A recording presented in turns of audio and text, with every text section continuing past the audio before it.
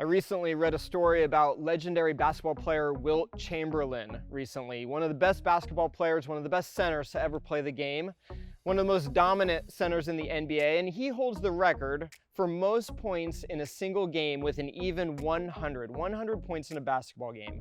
But the thing is, throughout his career, he was a notoriously bad free throw shooter, usually only hitting around 50%.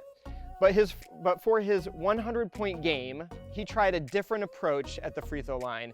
He shot it underhanded, like this, oftentimes referred to as a granny shot. No offense to the grannies out there. It's a solid strategy.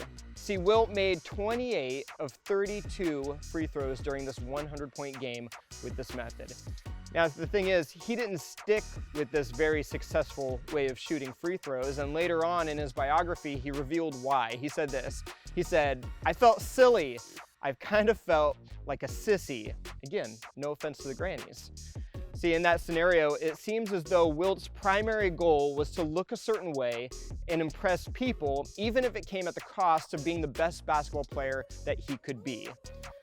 Proverbs chapter 11, verse 20 says this. He says, "The Lord detests people with crooked hearts, but he delights in those with integrity." See, Wilt didn't show integrity because he cared more about what others thought than being the best basketball player he could be. He had a divided heart.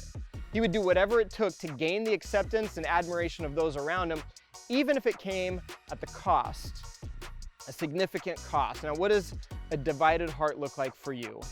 There are so many ways in which we might act or react in order to gain the attention of the crowd around us.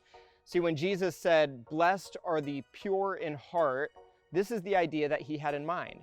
Those that lived with full integrity and didn't live for the acceptance of others. Instead, he's asking us to fix our thoughts on God and live only for him, no matter how crazy it might look to the world around us. Continue to live with that pure, undivided heart.